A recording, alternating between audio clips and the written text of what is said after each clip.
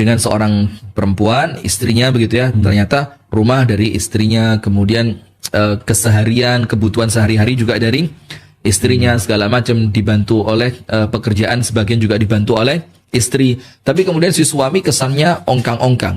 Apa ongkang-ongkang itu?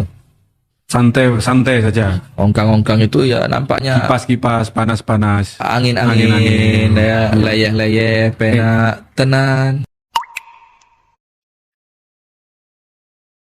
Nah, jadi tema malam hari ini Ustaz, mengenai istriku bukan pembantu, itu ada beberapa sudut pandang yang bisa kita bahas nanti. Latar belakangnya dulu apa Latar ini? belakangnya. Jadi ada beberapa postingan kita yang kemudian di situ ada komen. Jadi dalam satu postingan itu ada komen yang bersamaan.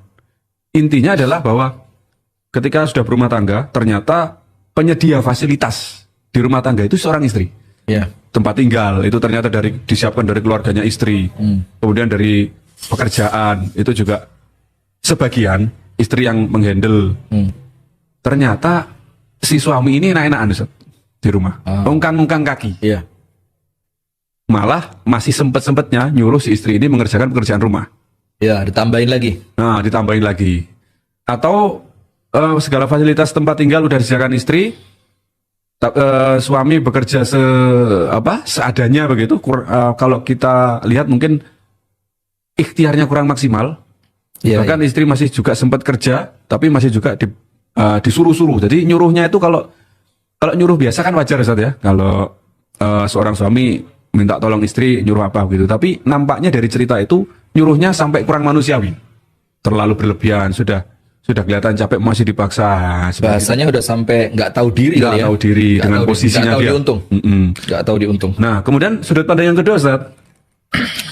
Ada seorang istri yang sudah dicukupi secara finansial maupun secara fasilitas di rumah ya oleh suaminya, kendaraan macam-macam, tetapi memang merasa betul. diperlakukan seperti pembantu. Jadi bagaimana nanti kita membedakan itu, kemudian mendudukkan masing-masing keadaan ini. Ini nampaknya sama dengan tema sudah berapa lama yang kita bilang suamiku pelit. Oh ya. Jadi ada dua sisi juga kan. Artinya ada di sisi pertama memang si suami yang betul-betul pelit. Ya. Tidak memberikan sesuatu yang cukup untuk anak dan istrinya. Tapi di sisi lain, seorang suami yang sudah menganggap sudah saya kasih semua. Tapi dia atau istri itu yang merasa apa? Yang merasa kurang sehingga suaminya dianggap pelit dalam keadaan dia sudah berikan semuanya. Ya kira-kira senantiasa dua sisi seperti Dua itu. sisi. Nah, untuk itu kita langsung saja karena sudah banyak yang hadir. Kita baca lagi dari Padang Panjang lagi, Masya Allah. Masjid Raya Jihad, Ustaz. Ingat saya. Kebumen, kemudian Bogor, Tangerang, Jogja, mana? Ciamis, Lembang, Bandung Barat, Lembang, Semarang, Jati Bening, Bekasi. Masya Allah, tafadhol Ustaz. Baik, jazakumullah khair kalau kita ngabsen terus. Kajian nggak mulai ini kayak ngabsen murid berapa kelas ini kan. Baik, barakallahu fikum, jazakallah khair al-akh Abu Syanu atas apa yang telah disampaikan. Assalamualaikum warahmatullahi wabarakatuh. Waalaikumsalam. Bismillahirrahmanirrahim. Alhamdulillahi rabbil alamin. Assalatu wassalamu ala nabiyyina Muhammadin wa ala alihi wa sahbihi ajma'in. A'udzu billahi minasyaitonir rajim. Ya ayyuhalladzina amanu taqullaha haqqa tuqatih. Ittaqullaha haqqa tuqatih wa la tamutunna illa wa antum muslimun. Wa qala aidan wa min ayatihi an khalaqa lakum min anfusikum azwaja litaskunu ilaiha wa ja'ala bainakum mawaddatan wa rahmah. Nanti kita akan kata-kata baina. Inna fi dzalika laayatin liqaumin yatafakkarun. Amma ba'du. Allahumma inna nas'aluka ilman nafi'an wa rizqan tayyiban wa amalan mutaqabbalan. Allahumma 'allimna ma yanfa'una wanfa'na bima 'allamtana wa zidna ilman wa hudan wa taufiqan amin ya rabbal alamin. Pemirsa Madani TV dimanapun Anda berada, pemirsa LKC TV dimanapun Anda berada, pemirsa BRTV Media dimanapun Anda berada, pemirsa Fasco Madiun dimanapun Anda berada, kemudian pendengar RDS 101,4 FM Solo dimanapun Anda berada, Kemudian sahabat RDI 107,7 FM Kota Malang dimanapun Anda berada. Dan tak lupa pemirsa setia Sayap Dakwah TV dimanapun Anda berada. Bersyukur kepada Allah Subhanahu wa Ta'ala di malam hari ini kita masih diberikan kesempatan, diberikan kekuatan, diberikan kesehatan. Tapi nampaknya saya baca di buku tentang doa. Iya. 2 hari yang lalu saya baca. Sekarang kan hari Senin ya, saya baca itu hari Sabtu. Saya baca hari Sabtu tentang seluk-beluk tentang doa. Ada tulisan keren di sana yang arti bebasnya begini. Banyak di antara kita ini mengkhianati doa kita. Jadi kita ini apa? Mengkhianati doa kita. Kemudian dikasih contoh. Ya Allah, hamba memohon kesehatan. Dia mintanya kepada Allah sehat. Tapi gaya hidupnya dia tidak mencerminkan seseorang yang kepingin sehat.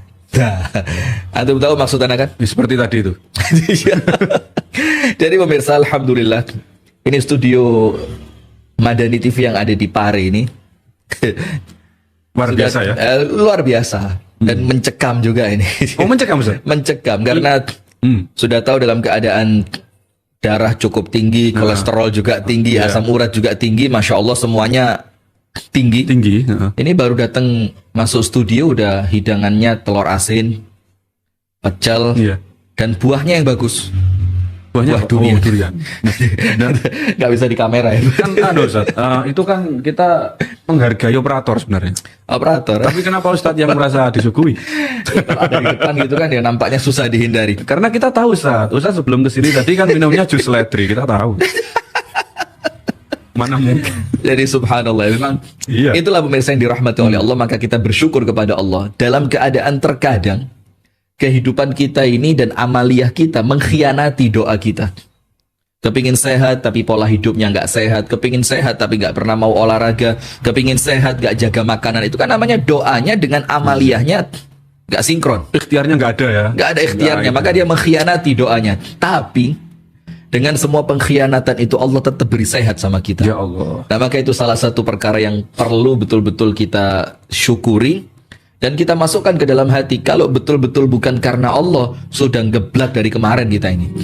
Makannya nggak sehat, pola hidupnya nggak sehat, apalagi lingkungan mungkin. Lingkungan pun terkadang di lingkungan yang kurang sehat. Kita kadang-kadang duduk di kafe dengan teman-teman yang di sana ada perokok segala macam, dan pola tidur juga ya kacau lah ya, kacau. Tapi dengan semua itu karena Rahman dan Rahimnya Allah, Allah berikan kepada kita apa? Nikmat sehat. Alhamdulillah ala kulli hal. Kemudian berikutnya, salawat beriring salam semoga tercurahkan dan terlimpahkan kepada baginda Nabi besar Muhammad sallallahu alaihi wa ala alihi wa sahbihi wasallam, beserta seluruh keluarganya, beserta seluruh istrinya, beserta seluruh sahabatnya dan seluruh di antara umat dan pengikutnya yang setia menjalankan tuntunan dan ajarannya ila yaumil kiamat. Kita bicara tentang seperti biasa tentang rumah tangga, dan kita berdoa kepada Allah dengan apa yang kita sampaikan ini. Semoga benar-benar bisa menjadi pelajaran untuk kita bersama memperbaiki rumah tangga kita dengan tema yang kita sampaikan dan yang pemirsa saksikan. Semoga bisa menjadi apa? Ikhtiar kita yang dipandang oleh Allah, bahwa kita betul-betul menginginkan rumah tangga itu menjadi rumah tangga yang baik. Karena kan sesuatu perlu ikhtiar kan?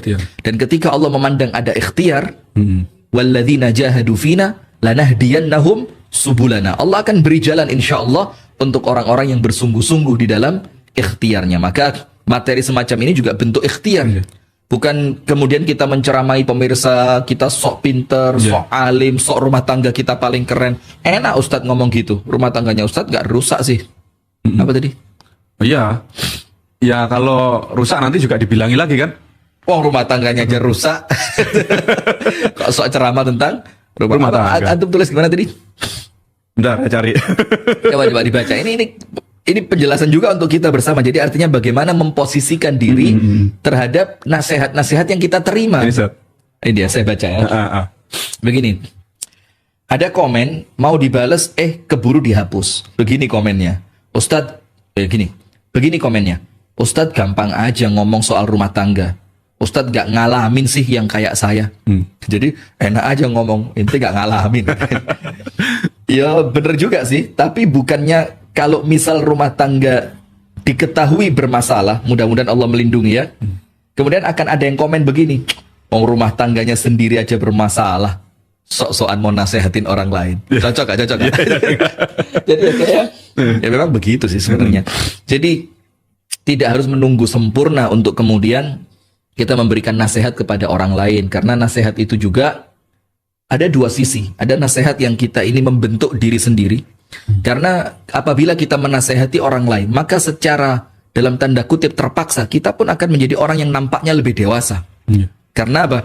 Senantiasa dimintai nasihat, maka kita sendiri akan memposisikan diri menjadi orang yang akalnya lebih dewasa.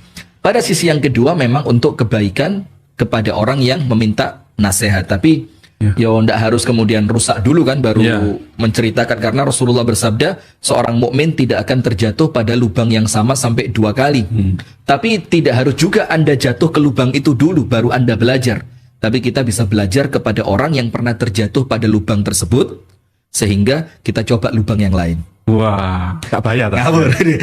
Nah, sudah. Tapi itu kira-kira begitu. Kalau prinsip medis tuh mencegah lebih baik dari mengobati. Al-wiqayah khairun minal ilaj. Mencegah lebih bagus daripada mengobati. Apa hubungannya dengan sedia payung sebelum hujan? Sama Ustaz. Kalau nggak hujan nggak bocor. Kalau nggak hujan nggak bocor. Nggak bocor. Ada rumah teman saya itu. Hujan, masya Allah, nggak ada gentengnya, nggak bocor. Kenapa? Ya memang nggak ada gentengnya. Bocor kan kalau ada langsung gentengnya. bablas. Ya kan? Mulai. Ini ya betulan ini. Baik, pemirsa yang dirahmati oleh Allah Ta'ala, begini. Istriku bukan pembantu. Ini kalimat yang memang pasti sudah difahami oleh semua orang ketika mereka menikah. Pasti faham. Jadi kalau sekedar dikatakan istrimu bukan pembantu loh ya, dia akan mengatakan, iya. Oh iya, memang dia bukan pembantu, dia istri saya. Nah tapi kemudian dari kalimat yang semacam itu, yang kesannya ringan didengar, ringan disampaikan, ringan dinasehatkan, dan ringan pula dijawab, memang istri saya bukan pembantu. Tapi kemudian secara sadar ataupun tidak, ada perlakuan kita yang seakan-akan memposisikan istri itu layaknya pembantu. Kamu harus nyuci piring ya. Kalau saya pulang kantor, rumah harus sudah beres ya. Kalau saya lapar, makanan harus sudah siap ya. Nah, perasaan seperti itu dalam satu sisi bisa jadi menganggap istrinya sebagai pembantu. Nah, maka sekarang kita awali dulu pada poin yang pertama, apa kewajiban mutlak seorang istri di rumah tangga? Itu dulu. Nanti yang lain berarti bukan kewajibannya dia.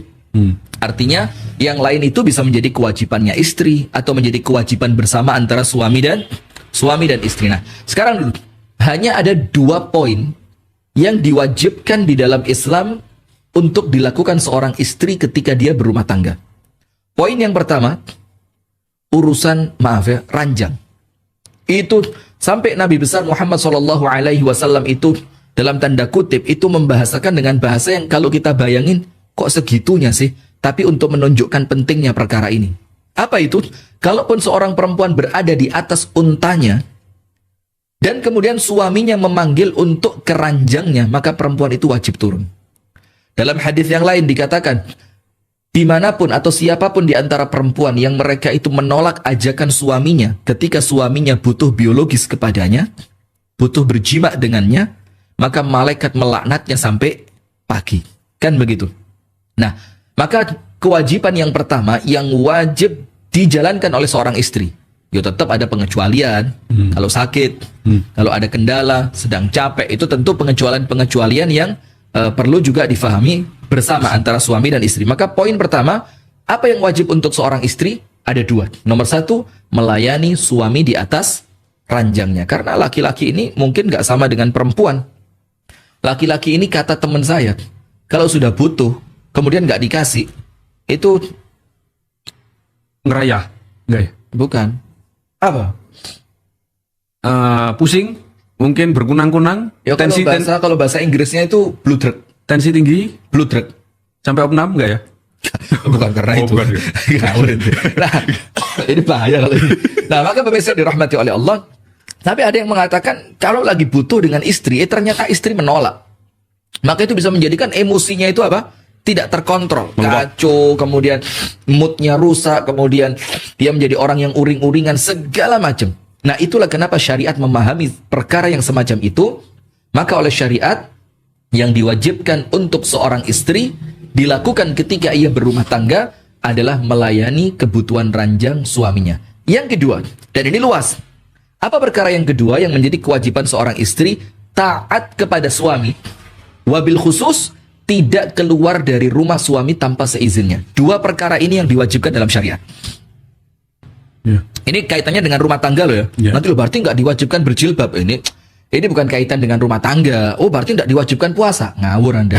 Ini yang saya bilang adalah kewajiban yang berkaitan dalam hubungan suami istri.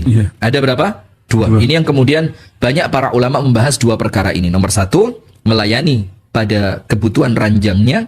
Dan yang kedua, mentaati suami dalam keadaan, dalam tanda kurung, ketika suami melarangnya keluar rumah atau dilarang perempuan keluar rumah dari rumah suaminya tanpa seizin suaminya. Nah, itu dua perkara itu. Nah, maka selain dua perkara ini, maka bukan dikatakan wajib, tapi juga tidak dikatakan tidak wajib. Nah, bagaimana itu? Dibilang wajib ya enggak. Tapi kalau dibilang bukan kewajibanmu, ya enggak juga. Ya enggak juga. Apa namanya? Bingung. Apa ya? Apa? Istilahnya aduh, gimana membahasakannya Ustaz ya? Yang apa juga? Difahami oleh keumuman orang bahwa lazimnya rumah tangga itu ya melakukan hal itu. Itu yang saya maksud. Jadi yang dimaksudkan di sini pemirsa adalah dikembalikan kepada yang namanya urf. Ain ra'fa, urf. Urf itu artinya adalah urfun. Artinya adalah kelaziman atau keadaan yang ada di suatu daerah. Misalkan suku Jawa. Untuk suku Jawa, apa sih kelaziman-kelaziman yang itu menjadi kewajiban istri? Apa sih kelaziman-kelaziman yang itu menjadi kewajiban suami? Nah, itu maka selain dari yang dua perkara ini dikembalikan kepada uruf. Uruf artinya apa? Di masyarakat setempat, perkara apa yang dianggap wajib, maka itu bisa dibilang wajib. Maka dengan itu, di dalam ilmu usul fikih dikatakan, ada satu kaidah usul fikih yang mengatakan al-'adah muhakkamah. Adat kebiasaan di suatu daerah tentu yang tidak bertentangan dengan syariat. Itu bisa dianggap hukum di dalam Islam. Bisa dianggap apa? Hukum. Jadi adat itu bisa menjadi suatu hukum. Nah, contohnya begini. Apabila di suatu daerah menjadi kelaziman seorang istri wajib diboyong ke rumah suami. Walaupun dalam syariat tidak ada kewajiban itu. Nah, ketika Anda menikah dengan perempuan yang memiliki tradisi seperti itu, maka Anda secara uruf, secara kelaziman daerah setempat, Anda sudah siap dengan kewajiban itu. Maka Anda harus boyong istri Anda ke rumah Anda. Nah, maka itu poin yang pertama dulu. Jadi kita tempatkan dulu apa sih kewajiban istri? Cuma dua. Nomor satu ranjang, nomor dua mentaati suami, wabil khusus tidak keluar dari rumah suami kecuali dengan izinnya. Baik, sekarang kemudian yang berikutnya. Antara hak dan kewajiban istri. Supaya kemudian nanti di rumah tangga itu tidak saling, oh itu kewajiban kamu, oh ini hak saya. Biar tidak muncul seperti itu. Nah, karena sekarang rata-rata permasalahan rumah tangga itu muncul ketika salah satu pihak itu tidak merelakan ketika haknya tidak terpenuhi. Dia begitu nuntut luar biasa. Oh enggak bisa, ini hak saya.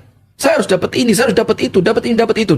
Akhirnya ketika salah satu pihak tadi tidak, bahasa Jawanya itu kurang luweh gitu loh. Tidak kurang lebih. Artinya ya apa ya?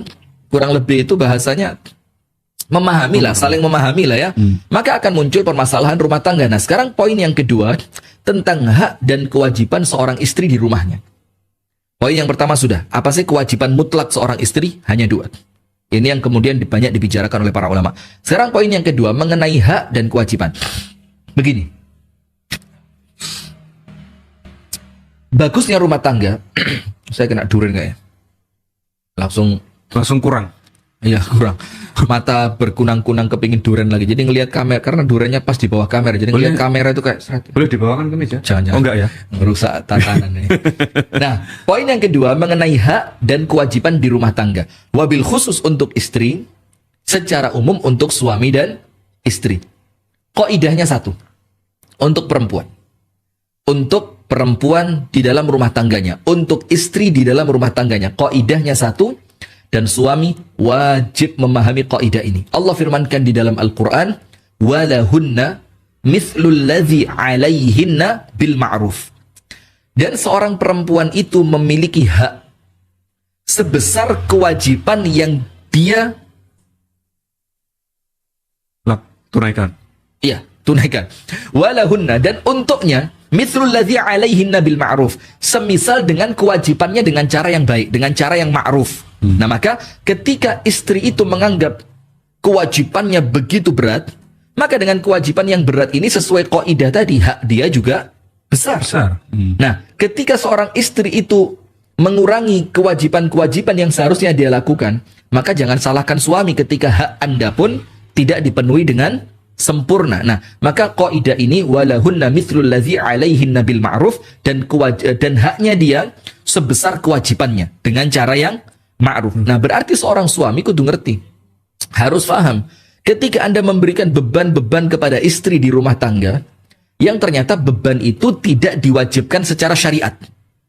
Tapi kemudian menjadi sesuatu yang Anda minta istri Anda melakukannya dengan kerelaan hati. Contoh, ini nanti kita bahas juga ini, tapi kontroversi nampaknya. Memasak. Banyak di kalangan para ulama yang mengatakan memasak ini kewajiban istri. Banyak. Tapi ada juga di kalangan ulama yang mengatakan memasak bukan kewajiban istri. Kenapa begitu? Karena kewajiban memberi makan ada di tangan siapa? Suami. Dan yang disebutkan dalam ilmu fikih itu it'am, memberi makan, bukan memberi beras, bukan memberi uang ya. Bukan memberi uang, tapi memberi makan. Nah, itu secara fikihnya begitu. Nah, maka sebagian kecil di antara ulama mengatakan tidak wajib masak itu. Tidak wajib. Nah, sehingga ketika masak itu tidak wajib, tapi kemudian Anda berikan tugas itu kepada istri yang awalnya tidak diwajibkan oleh syariat, maka tentu haknya dia ditambah. Apa ditambahnya? Ya jangan dibebani dengan tugas-tugas yang yang lain, karena dia sudah mengambil satu pekerjaan yang itu awalnya bukan tugasnya dia. Jangan ditambahi sudah masak ditambahi ngepel. Sudah ngepel ditambahi nyuci, sudah nyuci ditambahi. Nah, tapi ingat di sini bukan kemudian kami ngajari perempuan untuk nuntut suami, bukan, tapi di sini memahamkan suami. Karena selama ini yang disikatkan perempuan terus ya. Istri solihah, istri solihah, istri solihah. Jadilah istri yang taat kepada suami, jadilah istri yang sabar supaya bidadari surga cemburu kepadamu. Nah, tapi kemudian justru nahkodanya yaitu suami ini juga harus digembleng terus. Kalau nggak gitu sembrono dengan suami ini kalau nggak digituin, kadang-kadang juga dia merasa sembrono tadi, akhirnya dianggap saya suami, kamu nggak nurut sama saya, neraka kamu. Bahkan Nabi Muhammad mengatakan, kalaulah saya perintahkan seorang manusia sujud kepada manusia, saya perintahkan seorang istri sujud kepada suaminya, kan. Wah, itu hadis dibawa terus ar-rijalu qawwamuna 'alan nisa. Nah, dengan pemahaman yang sembrono. Bukan cuma sembrono, dengan pemahaman yang ngawur sudah. Ngawur. Nah, maka dengan itu pemirsa yang dirahmati oleh Allah Subhanahu wa taala, dalam memahami hak dan kewajiban di sini, satu kaidahnya yang kita ulang dari awal tadi, walahunna mithlul ladzi 'alaihinna bil ma'ruf. Ketika Anda memberikan kewajiban-kewajiban kepadanya dengan berat, kewajiban yang besar, maka seimbangkan dengan Anda berikan haknya dia dengan besar pula. Misalkan tiap hari capek di rumah nggak pernah kita ajak keluar, maka harus ada waktu keluar yang langsung menyenangkan bersama dia. Paham nggak? Jadi kewajiban yang awalnya bukan kewajiban istri, tapi kemudian oleh suami diserahkan kepada istri dan istri melakukan itu. Merawat anak, bersih-bersih rumah, masak, dan yang lainnya. Pokok pekerjaan rumah tangga, sudah. Dan dalam waktu sepekan dia tidak keluar rumah sama sekali. Maka ketika suami memahami itu dianggap sebagai kewajibannya istri, maka Anda harus ngerti, dia dengan semua pengorbanannya memiliki hak yang besar. Harus ada satu hari full untuk istri keluar. Harus ada, kalau bahasa orang diet itu apa? Cheating day apa?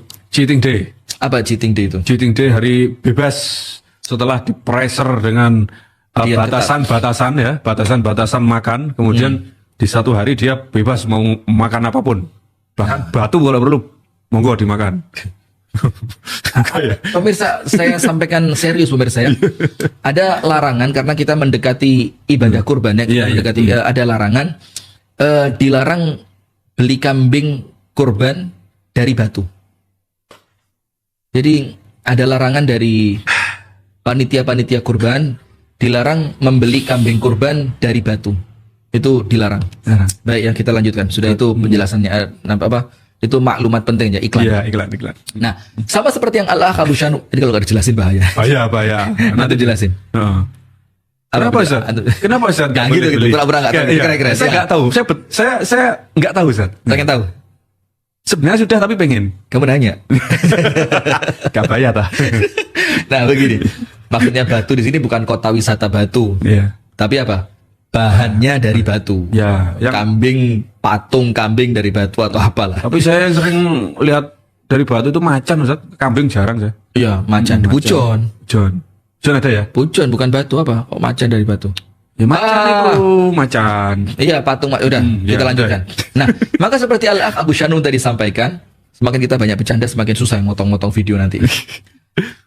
Seperti yang Al-Akh Abu Syanum sampaikan, artinya ketika orang di-pressing dengan diet ketat, tentu untuk kemaslahatannya kan, untuk kesehatannya, untuk fisiknya, untuk supaya tenaganya juga lebih kuat segala macam, maka untuk kembali setelah sebelumnya tegang banget, untuk kembali mengendorkan yang tegang tadi perlu 1 hari untuk kemudian dia cheating day, yaitu makan dengan bebas, tapi 1 hari setelah berapa hari? 6 hari. Nah, berarti 1 pekan sehari kan? 1 pekan 7 hari Ustaz. Iya betul, 1 pekan 7 hari, Senin, Selasa, Rabu, Kamis, Jumat, Sabtu, Ahad. Jadi maksudnya cheating day-nya itu loh. Iya, sehari. Nah, cheating day-nya Setelah kan 6 hari. Kalau 1 pekan 7 hari. ayah baguslah daripada darah saya naik pemirsa ya. Baik, nah maka apa yang dimaksudkan di sini itu untuk kembali mengendorkan sesuatu yang sebelumnya tegang. Nah, bagus kalau istri nggak menuntut itu. Dan lebih bagus lagi istri nggak nuntut, suami pengertian. Nah, top. Sehingga ketika suami pengertian, dalam keadaan istri tidak menuntut, maka istri akan menganggap apa yang dilakukan suami itu keutamaan. Sehingga dia akan semakin dengan ketulusannya mengabdi untuk rumah tangga suaminya. Nah, tapi yang jadi masalah ketika istri nuntut, suami nggak pengertian. Ini akan muncul masalah besar di rumah tangga itu. Nah, malah terang-terangan menolak ya. Kamu istri yang suka menuntut. Iya, kamu ini istri yang nggak tahu diri. Kamu dulu siapa? Kamu dulu perempuan sebelum saya nikahi.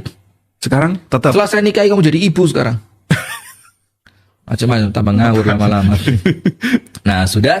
Maka dengan itu pemirsa, poin kedua yaitu mengenai memahami hak dan kewajiban di dalam rumah tangga. Bagaimana caranya supaya rumah tangga itu menjadi baik di dalam hak dan kewajibannya? Maka seorang suami harus paham benar bahwa istri itu memiliki keterbatasan, baik secara fisik, baik secara keilmuan, baik secara emosional, baik secara finansial, macam-macam. Sehingga ketika ia menjalankan sesuatu yang di luar batas kewajibannya, maka Anda harus paham ucapan terima kasih sampai disebutkan di dalam Al-Quran, wala tansawul fadla bainakum. Janganlah kalian saling melupakan keutamaan antar kalian, antara suami dan istri. Suami sudah rela menjagakan istri sudah rela memasakkan untuk suami. Istri sudah rela kemudian mencucikan baju suami. Istri sudah rela membersihkan rumahnya suami. Nah, karena itu muncul dari kerelaan hati, seorang suami harus memberikan haknya dia. Karena seakan-akan kalaupun itu kewajiban sudah dilakukan. Berarti sisa dia nunggu apa? Nunggu haknya untuk dipenuhi oleh siapa? Oleh suami. Dan agama Islam betul-betul memberikan perhatian keras pada perkara kezaliman. Ittaqudz zulma fa inna zulma zulumatun yaumal qiyamah. Jangan sampai kalian melakukan kezaliman. Takutlah kalian, khawatirlah kalian terhadap kezaliman. Karena kezaliman itu adalah kegelapan kelak pada hari kiamat. Allah Ta'ala berfirman dalam hadis Qudsi, Ya ibadi, inni haramtu zulma ala nafsi, wa ja'altuhu bainakum muharrama, fala tazalamu. Wahai hambaku, kata Allah, aku jadikan kezaliman itu haram untuk diriku. Tidak ada ceritanya Allah Ta'ala zalim kepada siapapun. Maka kemudian Allah Ta'ala firmankan dalam hadis Qudsi ini, maka dengan itu, aku jadikan kezaliman ini pun haram terjadi di antara kalian. Maka apa?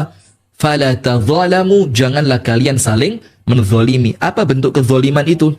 Ketika istri menjalankan sesuatu di luar kewajibannya, ternyata suami tidak memberikan haknya. Padahal kaidahnya tadi, sebesar kewajiban yang dia lakukan, sebesar itulah hak yang akan dia dapatkan. Nah, maka pada posisi yang kedua ini, suami harus apa? Pengertian.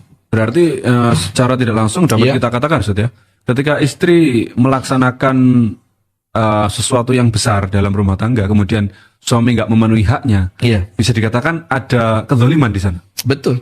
Dan itu kezaliman, dan zalim yang paling besar itu kan kepada orang terdekat. Kepada orang tua, kepada istri, saudara kandung. Jadi semakin dekat hubungan, semakin berat kezaliman itu.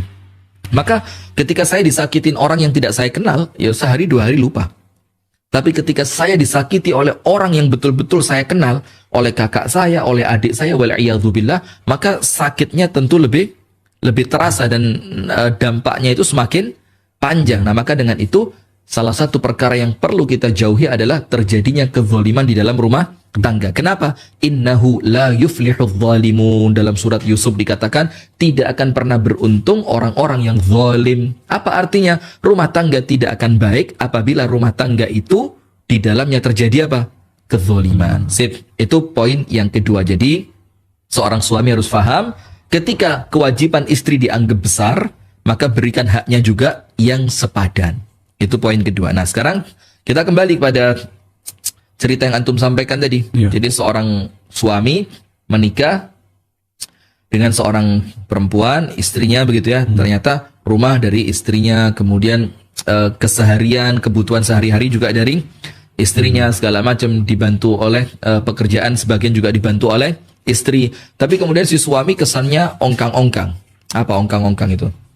Santai saja. Ongkang-ongkang itu ya nampaknya Kipas-kipas, panas-panas. angin-angin, ya, leyeh-leyeh, pena, tenan.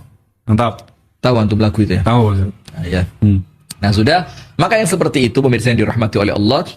Sebelum saya lanjutkan untuk poin yang ketiga, untuk kasus ini dulu ya. Kasus seorang suami yang nggak sadar posisi dan nggak sadar, boten yai, kalau sadar posisi, sadar apa lagi? Sadar konsumsi. Itu. Nah, maka seorang suami di sini yang nggak sadar posisi, sudah semuanya dari istri, hartanya dari istri, rumahnya dari istri, keseharian, kebutuhan kehidupan juga dari istri, bahkan pekerjaan pun dibantu istri, masih membebani istri dengan pekerjaan-pekerjaan rumah tangga yang begitu memberatkan. Maka untuk rumah tangga yang seperti ini saya punya 3 saran. Saran yang pertama, tentu senantiasa tetap berkomunikasi dengan baik. Karena tidak bisa rumah tangga itu akan baik kalau tidak terjalin hubungan komunikasi yang baik pula. Karena komunikasi ini adalah poin inti untuk keberlangsungan rumah tangga. Saya kasih contoh begini. Dan saya baca di buku sudah lama. Buku tentang pentingnya 2 arah. Dalam rumah tangga itu senantiasa penting 2 arah. Jadi bukan suami terus, itu ya tidak baik. Istri terus, ya tidak baik juga. Maka 2 arah, ada suami, ada istri. Ceritanya begini. Ada seorang laki-laki dan perempuan yang menikah. Dan ini cerita nampaknya ilustrasi saja, tapi maknanya dalam betul. Nah, si suami ini, si laki-laki ini tidak pernah suka kepala ikan. Yang dia suka dari ikan itu dagingnya. Jadi dia tidak pernah suka kepalanya. Kemudian seorang perempuan yang sekarang menjadi istrinya tidak pernah suka dagingnya ikan. Dia paling suka dari ikan itu kepalanya. Kan sebenarnya pas kan? Kalau dia komunikasi dari awal, ya pas aja. Suami seneng daging, ya pas. Istri seneng kepala, ya pas. Tinggal dimasak dagingnya utuh. kasihin suami, kepalanya biar dimakan. Itu kalau ada komunikasi. Tapi apa? Dengan niatan yang baik, si suami menganggap apa yang enak untuknya, itulah yang disukai oleh istri. Dan istri pun menganggap sebaliknya. Dia berkorban apa yang paling dia sukai, dia berikan untuk suami. Sehingga setiap si istri ini masak ikan, itu dagingnya sama si istri diambil. Si suami dikasih kepalanya. Karena si istri berniat baik. Ini loh aku berkorban, sesuatu yang paling aku suka aku kasihin buat kamu. Sudah, si suami dengan terpaksa makan. Karena juga menghargai istri. Karena si suami berpikiran yang sama. Apa yang paling aku sukai, aku berikan untuk istriku. Berkorbanlah. Tapi berapa lama bertahannya? Setelah sehari, 2 hari, sebulan, 12 tahun, 2 tahun, ketika muncul masalah ikan pun jadi masalah akhirnya. Dia bilang, kamu ini gak tahu ya, aku berkorban untuk kamu sekian tahun. Kenapa itu? Aku gak pernah suka kepala ikan.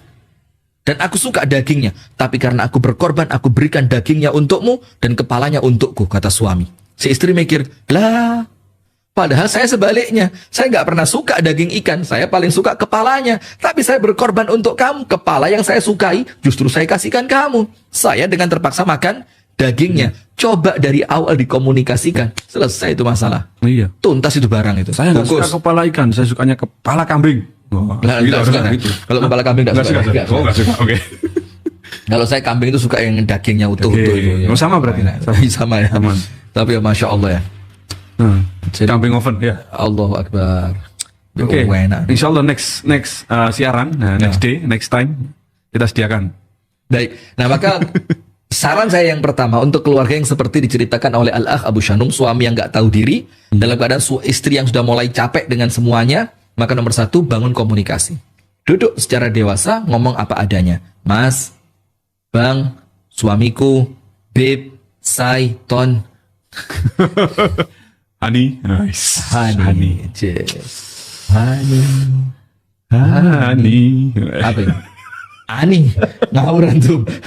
Astagfirullah atubu ilaih. Sudah, maka komunikasi. Duduk, ngomong sama suami. Suamiku, semua yang aku lakukan pada awalnya bukan kewajibanku, tapi justru menjadi kewajibanmu.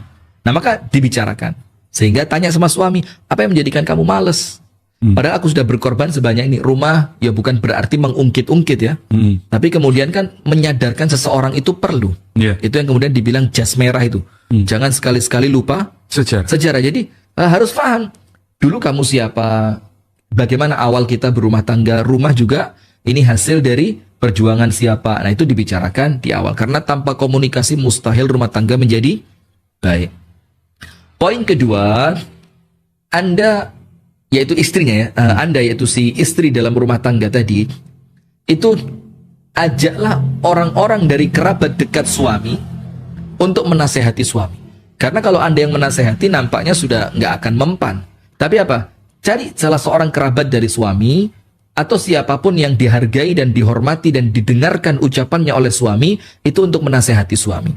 Sampaikan. Walaupun istrimu diam saja, tapi ini bukan kewajibannya loh. Ini bisa menjadi kezoliman loh. Kalau ini dibiarkan terus-menerus, tidak akan sehat rumah tangga itu. Sementara, ketika Anda dianggap melalaikan kewajiban, berarti dia berdosa kan? Karena dia melalaikan apa? Sesuatu yang Allah jadikan untuknya wajib. Maka ayatnya, Ar-rijalu qawwamuna 'alan nisa bima faddalallahu ba'dahum 'ala ba'd wa bima anfaqu min amwalihim. Karena seorang suami itu menyedekahkan hartanya, menginfakkan hartanya untuk rumah tangga, berarti kewajiban. Nah, maka cari orang yang menasehati suami.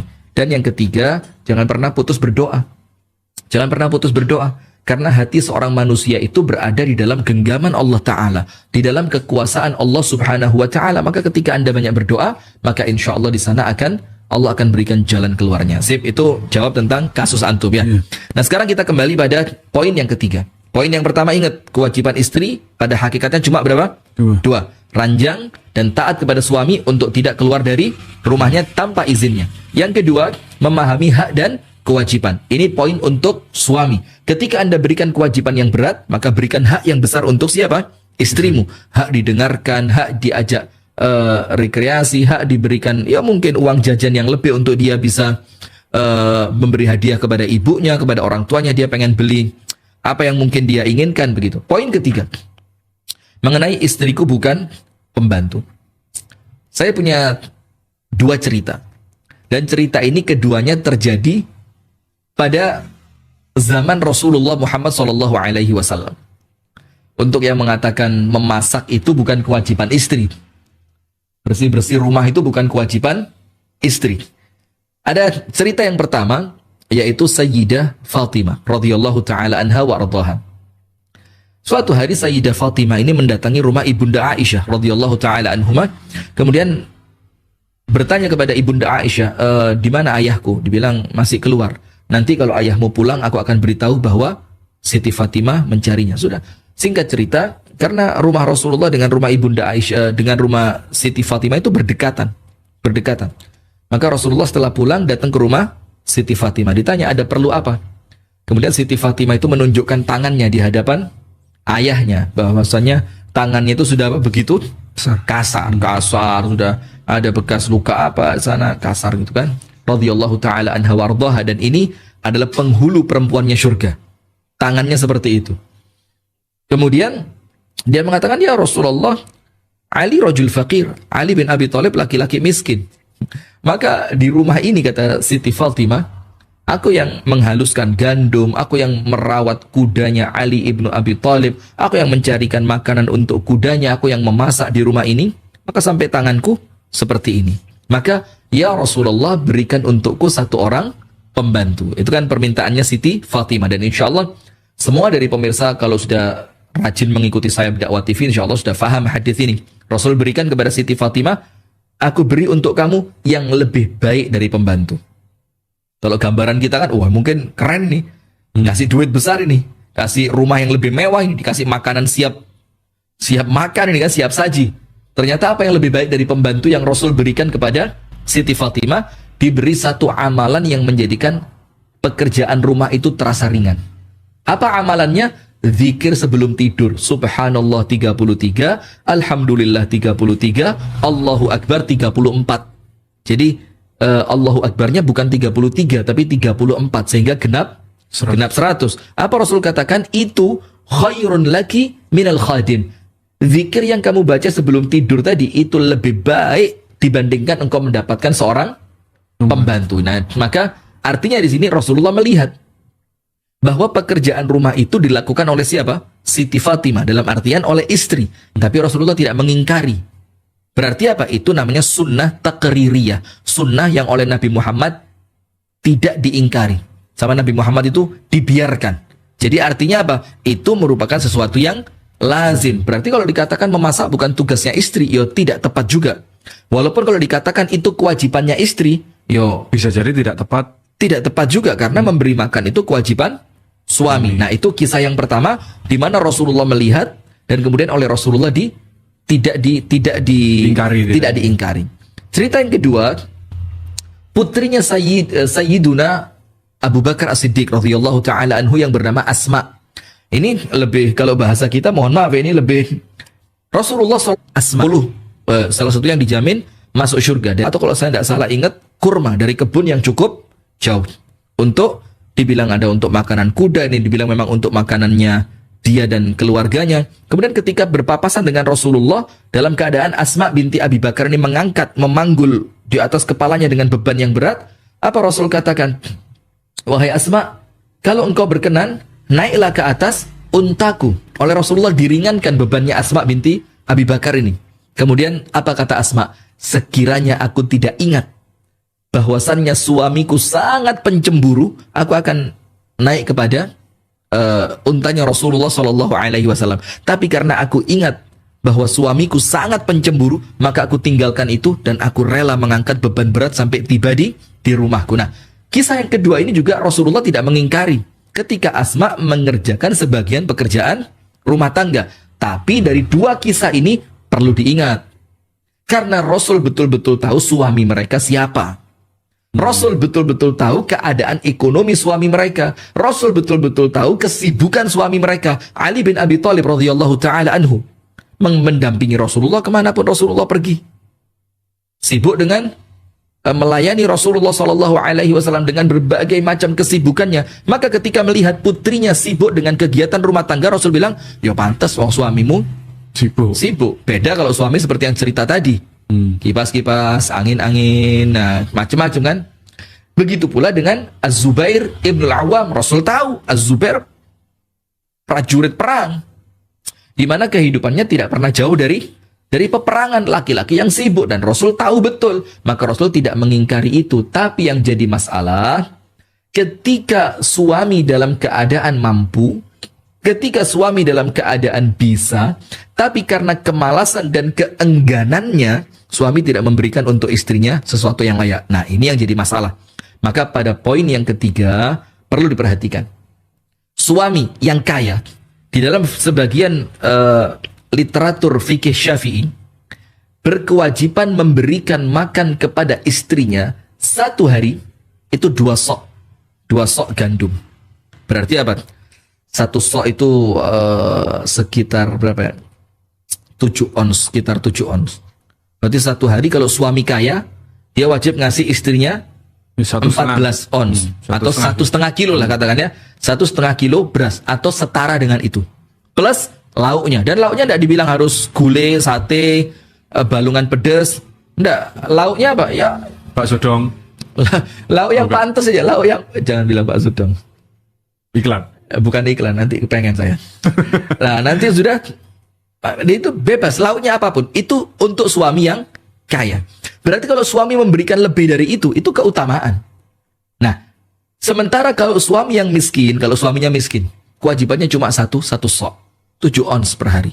Berapa? Beras sekarang yang pertengahan lah, nggak terlalu mahal, nggak terlalu murah. 1 kilonya berapa? 11. Kalau katakan 7 onsnya berarti 8.000 lah kira-kira ya. 8.000. Itu yang diberikan sehari. Kalau sama lauknya katakanlah 10.000. Mungkin lauknya dia beli tahu, beli tempe 2.000, cukup sudah 10.000. Kalau memberikan di atas itu maka itu keutamaan. Itu makanan. Sekarang pakaian. Ta'amuhunna wa kiswatuhunna. Makanan mereka dan pakaian mereka. Dalam sebagian literatur fikih Syafi'i hanya berkewajiban membelikan pakaian setahun 2 kali. Kewajiban itu ya. Berarti kalau ada seorang istri yang kemudian dibelikan oleh suaminya pakaian setahun berkali-kali. Apalagi ketika suaminya nggak tahu, HP-nya istri bunyi ringtone. Shopee. Gitu. Gak bahaya ta. Bahaya banget kalau nah, di depan kemudian pagi-pagi ketok pintu. Paket. Besok lagi. Paket. Besok lagi. Paket. Lama-lama suami bilang copet. Ini lama-lama kayak jadi copet gini istrinya. Na'udzubillah min syarri dzalik. Nah, sudah. Maka dengan itu selain itu berarti apa? Keutamaan. Nah, apa poin yang ingin saya sampaikan pada poin yang keempat ini adalah begini. Ketika suami itu memahami bahwasannya istri berada di bawah naungannya, baik makanan atau pakaiannya, berarti dengan itu Anda juga perlu tahu kebahagiaannya, kenyamanannya, ketenangannya, kesehatannya juga menjadi tanggung jawab Anda. Bukan sekedar ngomong secara material, makanan dan pakaian. Karena itu yang nampak secara zahir. Tapi yang nampak secara batin, ketenangan dia di rumah. Itu tanggung jawab suami. Maka itulah kenapa betul-betul disarankan di dalam rumah tangga ketika istri Anda merasa tertekan dengan keberadaan orang tua Anda di rumah, maka bukan orang tuanya yang dikeluarkan. Bukan juga istrinya dikeluarkan. Tapi kemudian Anda carilah satu rumah. Entah itu ngontrak, entah itu bangun rumah kecil-kecilan. Supaya apa? Karena Anda bertanggung jawab memberikan ketenangan kepada istri. Kesehatan, tanggung jawab suami. Kemudian kebahagiaan, tanggung jawab suami. Nah, maka ketika suami melalaikan semua ini, ya tentu rumah tangganya akan tidak akan menjadi rumah tangga yang baik. Kemudian apa? Ada tambahan? Baca pertanyaan Ustaz mungkin? Silakan. Oke. Kayaknya Ustaz. Perlukah jomblowati mempelajari ciri-ciri jomblowan yang kira-kira kalau nantinya menjadi suami akan menjadi suami yang memperlakukan istri bak pembantu? Jadi bagaimana ciri-cirinya? Iya. Jadi Saya nggak pernah begitu, kayak nggak tahu saya. Gimana? Nanti kalau saya jawab dibilang Ustadz berpengalaman banget. Serba susah sekarang jawab pertanyaan. Iya ya.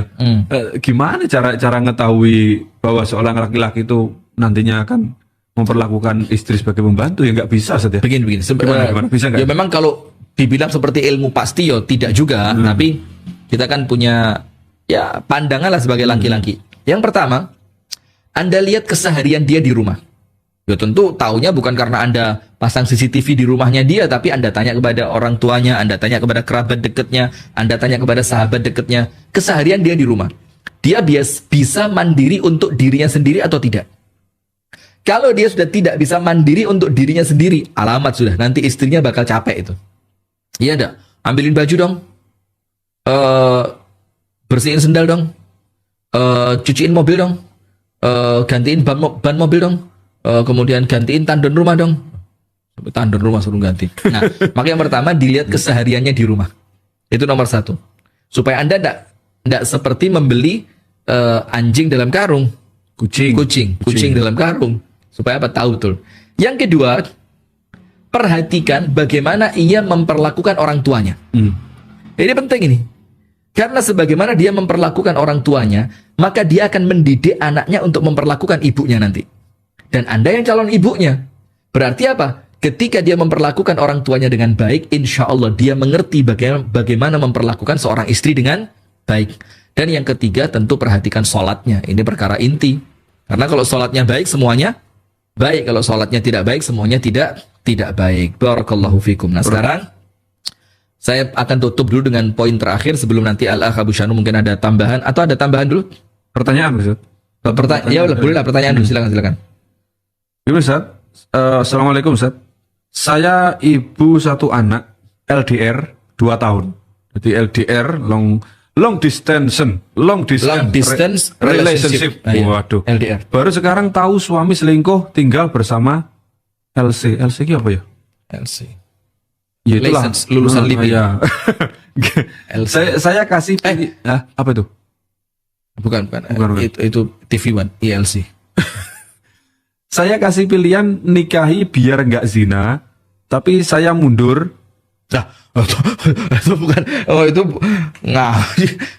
Ya, ini Saya kira tadi bakal begini. Saya kasih pilihan nikahi dia dengan syarat yang adil. Saya kira begitu, ternyata dengan syarat saya mundur.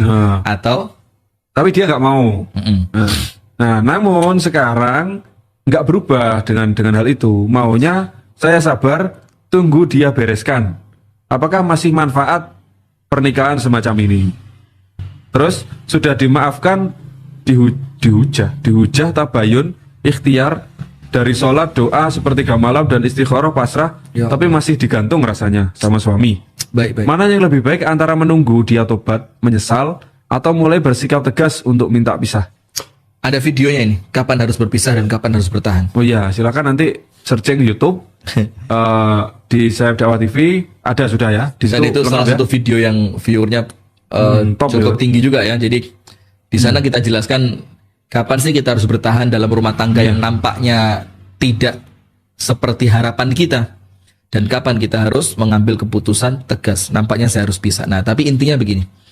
Yang pertama, saya cukup prihatin dengan cerita yang telah Anda sampaikan. Saya berdoa kepada Allah dan kita semua insya Allah ikut berdoa.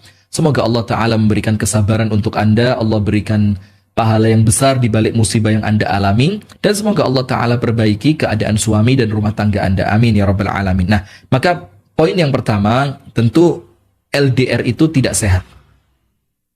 Walaupun banyak orang mengatakan, oh, kami bisa kok dengan LDR tetap romantis, tapi tetap tidak sehat. Karena namanya rumah tangga itu ya mereka tinggal dalam satu atap. Iya kan? Iya. Karena ketika mereka berjauhan, Anda tidak akan tahu keadaan istri dengan baik seperti apa, keadaan anak-anak Anda seperti apa, di mana masa kecil mereka juga waktunya terbatas, di mana keceriaan mereka juga akan hilang ketika mereka sudah dewasa. Sementara si suami juga jauh dari dalam tanda kutip pengawasan istri, sementara dia juga membutuhkan kebutuhan biologis yang perlu senantiasa dia butuhkan kan begitu. Nah, maka yang pertama, long distance relationship itu memang tidak sehat kecuali dalam keadaan-keadaan yang memang mendesak. Poin kedua, untuk orang yang menjalani hubungan LDR, maka harus betul-betul memperkuat takwa kepada Allah. Bentengi diri Anda dengan ketakwaan kepada Allah. Ibadahnya dikuatin. Kalau jauh dari istri, kalau jauh dari suami, banyakin puasa. Karena puasa itu menjauhkan Anda dari gangguan setan, meredam syahwat-syahwat yang buruk. Maka perkuat takwa, jangan pernah berhenti zikir, baca Al-Quran. Kemudian poin yang ketiga, untuk orang yang LDR, perkuat husnudzon dengan ikhtiar. Bukan husnudzon tanpa ikhtiar. Perkuat husnudzon dengan ikhtiar itu artinya adalah kita membangun husnudzon kita kepada pasangan dengan apa? Sering-sering komunikasi, walaupun tentu terbatas komunikasinya. Video call, berkirim foto, telepon, kirim pesan, kasih untuk istri itu kegiatan Anda hari ini apa? Itu untuk membangun apa? Husnudzon. Dan untuk Anda apa solusinya sekarang, ya kan? Itu untuk yang long distance relationship tadi. Sekarang untuk ibu ini apa solusinya? Yang pertama, tentu Anda banyak-banyak berdoa, minta petunjuk kepada Allah.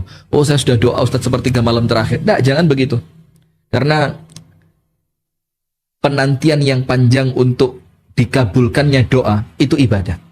Jadi menanti cukup panjang dalam keadaan kita tetap husnudzon, kita tetap bersandar kepada Allah, kita tidak berhenti berdoa, itu semakin panjang penantian, pahalanya semakin besar. Maka minta petunjuk kepada Allah dan jangan pernah putus meminta petunjuk kepada Allah Ta'ala. Kemudian yang kedua, berdiskusi dengan keluarga besar atau orang-orang yang Anda yakini kedewasaan dan serta ketakwaannya. Diskusi sama mereka, anaknya bagaimana, apalagi sudah dapat cerita suaminya ternyata ketahuan apa? Selingkuh. Dan poin yang ketiga, kalau Anda yakin mempertahankan rumah tangga dalam keadaan suami berazam untuk memperbaiki, maka Anda harus betul-betul lupakan kejadian yang kemarin. Tapi ketika tidak ada itikat baik dari suami, saya lebih condong Anda ambil sikap tegas saja. Karena yang dilakukan bukan dosa kecil, Pak. Ya. Yang dilakukan sesuatu yang besar, pengkhianatan di dalam rumah tangga. Wallahu ta'ala a'lam bissawab. Terlebih lagi misalkan Ustaz ya, setelah kejadian itu masih LDR. Wah, ini kan tambah kontrolnya apa? Jaminannya apa kan nggak ada. Betul. Nggak ada yang tahu. Kecuali kalau dia punya etikat baik, misalkan oke, saya bereskan, saya selesai dan saya pulang misalkan. Itu kan Ada etikat baik. ada apa ya? Kecondongan, keseriusan sampai meninggalkan pekerjaannya demi karena dia keuntungan menganggap rumah tangganya yang paling utama. Masya Allah. Ini Ustaz, ini mungkin juga cukup penting ini. Assalamualaikum Ustaz. Saya mau nanya Ustaz, saya dijodohkan oleh orang tua. Alhamdulillah. Alhamdulillah, saya juga. Apakah boleh? Kayak mau nyesel gitu kayaknya tuh. Loh, enggak Ustaz. Kelihatan dari raut wajahnya. Coba dari di zoom nggak waktu ngomong gitu? Wajahnya kayak saya juga. Kayak ada gini. Enggak lah. Baca pertanyaan kan. Assalamualaikum Ustaz, saya dijodohkan dengan orang tua. Saya bilang alhamdulillah. Saya juga. Kenapa ada geleng-gelengnya dulu? Coba bisa diulang nggak yang poin tadi? Geleng-gelengnya. Bisa, nanti di setel lagi. Apakah boleh saya menolaknya? Apakah boleh saya menolaknya karena saya nggak srek lihat wajahnya? Boleh. Walaupun dari segi penghasilan dia sudah mapan dan soleh.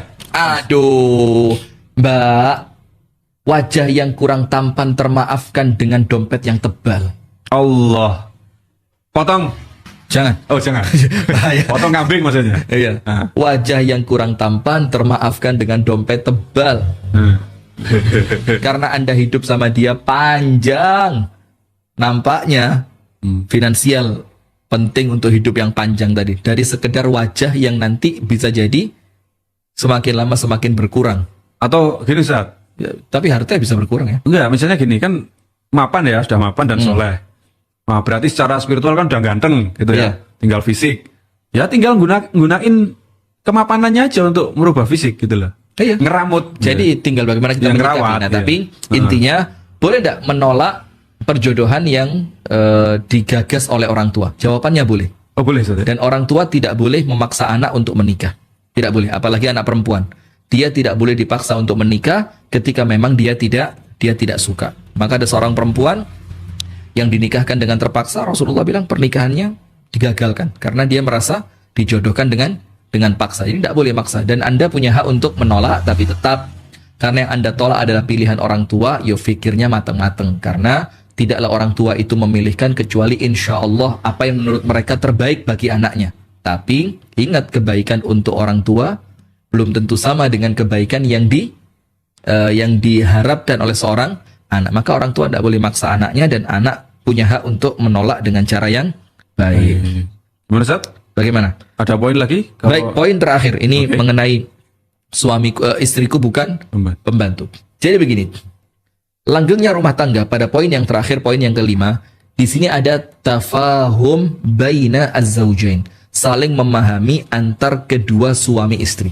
Sampai kemudian itu ada istilah di dalam doa, ya Allah, jadikan kesabaranku lebih luas dari kekurangan istriku. Dan istri berdoa sebaliknya, ya Allah, jadikan kesabaranku lebih luas dibanding kekurangan suamiku. Jadi dia minta ketika suaminya ada kekurangan dan itu pasti, ketika istrinya ada kekurangan dan itu pasti, dia minta kepada Allah bukan sekedar menutupi kekurangannya, menambal kekurangannya, tapi dia minta bukan pada posisi orang lain untuk berubah, tapi dia menyiapkan dirinya untuk menerima kekurangan itu dengan sabar yang tidak terbatas. Nah, maka pada poin yang terakhir, poin yang kelima, tafahum bainaz zaujain, saling memahami antara suami dan istri. Ingat para suami, istri Anda ambil dari rumah orang tuanya bukan untuk Anda jadikan pembantu. Tentu niatan awal Anda ingin membina rumah tangga yang bahagia bersamanya. Anda ingin melihat senyum bahagianya, Anda ingin melihat keceriaannya, Anda ingin melihat dia begitu senang dan tenang di dalam rumah bersama anak-anak dan suaminya. Maka itu poin yang perlu Anda fahami.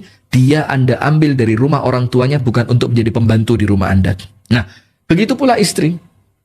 Tidak ada pengabdian yang lebih utama setelah pengabdian kepada Allah Ta'ala dan Rasulnya Sallallahu Alaihi Wasallam kecuali pengabdian kepada suami. Berarti ketika seorang istri memahami ini memang bukan kewajiban, tapi dalam rangka aku mengabdi kepada suamiku untuk mendapatkan ridho dari Allah Ta'ala, maka pemahaman seperti itu akan menjadikan tugas terasa lebih ringan, karena dia tidak menganggap itu sebagai beban yang memberatkan, tapi dia menganggap itu sebagai pengabdian kepada orang yang paling berhak mendapatkan pengabdian darinya, yaitu suami. Nah, maka tafahum baina zaujain, saling memahami antara suami dan istri ini maksudnya adalah suami jangan nuntut keterlaluan, dan suami tunaikan hak istrimu secara maksimal, bahkan lebih.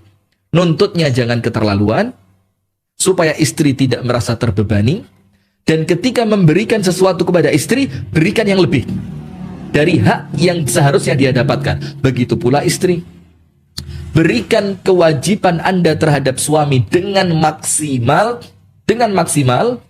tapi apa? Jangan menuntut suami tentang hak Anda secara berlebihan. Nah, maka ketika suami tidak memberikan tugas yang terlalu berat, tidak memberikan tuntutan yang terlalu berat, tentu istrinya lebih ringan. Dan sebaliknya pula, ketika istri tidak menuntut suami dengan tuntutan yang terlalu berat, maka insya Allah suami juga menjadi lebih ringan. Ketika suami ringan, istri ringan, maka rumah tangga itu insya Allah akan menjadi rumah tangga yang baik. Wallahu ta'ala a'lam bissawab. Ini adalah closing statement yang bisa dijadikan satu judul potongan, Mas Arif ya. Boleh insya Allah. Mantap kayaknya tuh. Kita baca beberapa pertanyaan dulu Ustaz ya, sebelum kita tutup. Satu aja ya Ustaz ya. Satu aja. Baik, satu lagi pemirsa, insya Allah nanti kita simpan pertanyaan-pertanyaan untuk kalau sempat ya kita jadikan konten ya Ustaz ya. Nah, mungkin bisa dijawab lewat Instagram atau Facebook ya. Karena mohon maaf pemirsa, ada beberapa pertanyaan yang masuk kepada kami lewat DM Instagram itu nggak sempat kebaca Ustaz. Jadi notifikasinya muncul, tetapi ketika kita masuk ke menu inbox-nya itu nggak tampil ternyata. Saking banyaknya. Oh, saking banyak seperti itu. Ketika diklik notifikasi ketika pas muncul baru bisa. Tapi ketika disengaja ke room inbox-nya itu ternyata nggak ada gitu loh. Nah, ini kita juga kesulitan mengakses itu. Nah, kita baca satu pertanyaan, Ustaz. Silakan. Ini dari suami ya. Ini kayaknya suami yang bertanya ini. Assalamualaikum Ustaz. Mau tanya Ustaz. Saya sedang merasa tertekan dengan keadaan rumah tangga saya karena istri saya terlalu dominan, sehingga saya tidak bisa mengambil keputusan. Mohon jalan keluarnya. Sebelum istrinya dominan tadi apa? Tertekan.